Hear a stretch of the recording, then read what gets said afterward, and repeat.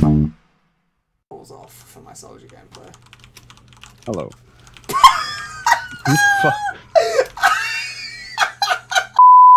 Team Fortress 2, when it released in 2007, shipped with 6 maps. Htwo, Dustbowl, Granary, Well, Htwo, and Gravel Pit.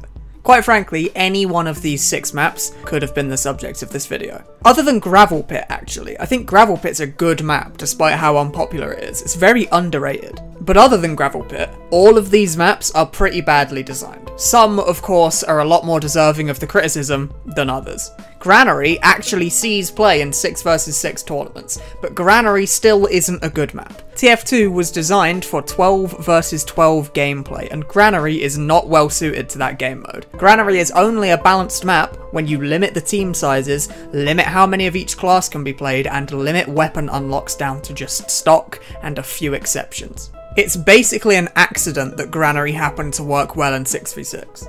Htwo is low-hanging fruit at this point. It's the most popular map in TF2 that is simultaneously the worst map in TF2. It's terribly designed and unbalanced to the point of absurdity. Htwo isn't really a bad map per se, but the game mode that they implemented into the map was a complete disaster. Well is like a better version of Htwo. It has a lot of the same problems as Htwo, but in much less severe ways. But that leaves us with just one more map. Dustbowl. Dustbowl will be the first topic of discussion in this new series that I'm calling the Bad Map Showcase. The name is a work in progress. If you have a better name, please tell me. I don't like this name. Chances are I'll eventually get around to every one of the original 6 TF2 maps, but I'll also be talking about maps from other games. If you have any suggestions of maps that you think are horrifically bad, please do let me know. But enough about all that. Today's map is Dustbowl. Dustbowl is an attack-defend map with 3 stages. Red team has to defend these 2 points. Blue team has to capture them. If blue successfully captures them, then you move on to stage 2. Stage 2 also has 2 control points, stage 3 also 2 control points. Now, ignoring any potential criticisms you may or may not have with the game mode itself, the map in particular brings up a lot of issues. The map is fun, sure, but in terms of actual game balance, the map is very poorly thought out. Dustbowl's main problem is something that almost all of the original TF2 maps had an issue with, and that is choke points. Every single control point has a very small number of access points from the blue side to actually reach the control point. Then every single area that the control point is in is also only accessible by 1 or 2 small corridors. For the blue team to reach this point, they have to run through this tiny corridor or this tiny corridor. This means that for blue team to actually reach the objective, they have to funnel themselves through one of 2 tiny little gaps. This makes the map extremely defender-sided. The attacking team has a very hard time pushing into any point at any time. Let me at him.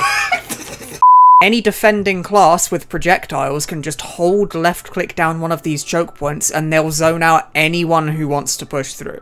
Even if Medic Ubers down this corridor, the gap is small enough to where you can just spam explosives at their feet and push them back through the hole. The vast majority of the map is full of thin corridors. Most of your fights are going to take place in these narrow, cramped hallways. Narrow doorways and choke points make it nearly impossible for anyone but the most coordinated of teams to realistically push through to get to the point and cap it. There's only a few wide open spaces in the entire map, and you'll notice that these areas are the areas that the defending team is in control of at the start of a round. Only once the blue team caps the first point does the red team actually get pushed out of this wide open area, and they gain access to another open space to defend with immediately afterwards anyway. The newer maps, and the more well-designed old maps in TF2, have learned their lesson from this. If you look at the more well-designed payload and attack-defend maps, you'll notice that there's generally a lot more wide open space.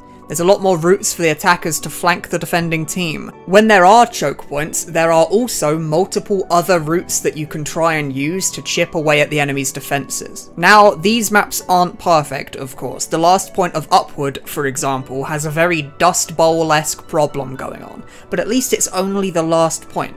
The rest of the map is just fine.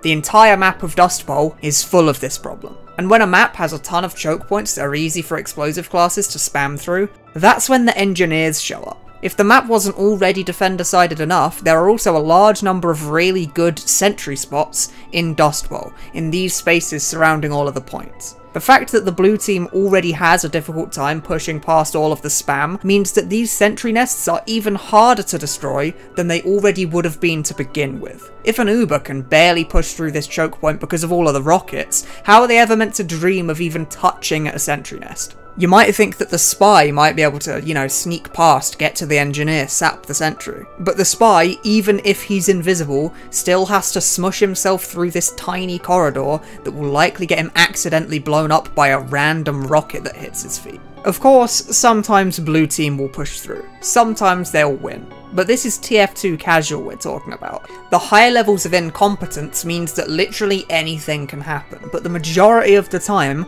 Dustbowl ends with the red team defending the second point on one of these 3 stages, because pushing through the tremendous amounts of spam is extremely difficult. The developers seemingly knew this when they made the map though, because the time limit for the rounds is excruciatingly long.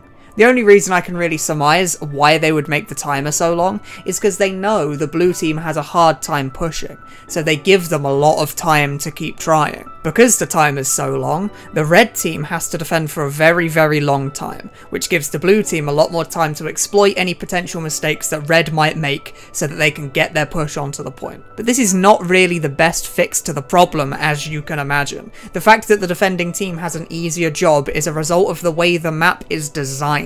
The solution would be to rework the map to have less oppressive choke points and more flanking opportunities for the attackers. The solution that Valve went for instead was to just make the game last a really long time, so that blue has a lot more time to make that one single game-ending push. This is a terrible band-aid fix that can often make Dustbowl games drag out for far, far too long. If red is doing a good job at defending, then blue is effectively just bashing their head into the wall, waiting for the entire match to just end, which isn't much fun. Dustbowl can be a lot of fun, if you don't take it too seriously. It's very easy to turn your brain off and just run around doing goofy stuff to try and have fun in. But if you actually wanted to take Dustbowl seriously for some reason, you'd quickly realise that you're fighting a losing battle. If anyone has any other suggestions of maps in other games that are similarly poorly balanced, I would love to hear them. I've had a ton of fun making this video and I want to continue the series.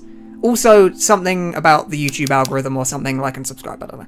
Dustbowl was seemingly designed without balance really being in mind. The game is a 12v12 class-based shooter after all, so maybe the complete chaos that Dustbowl is known for was the goal that the developers were aiming for all along. If it was, then clearly they succeeded, but from a balance standpoint, Dustbowl is a nightmare. Because as fun as the map can be sometimes, Dustbowl makes the defending team have a very easy time, and gives the attacking team a massive mountain to climb to even try and win the game. Thanks for watching.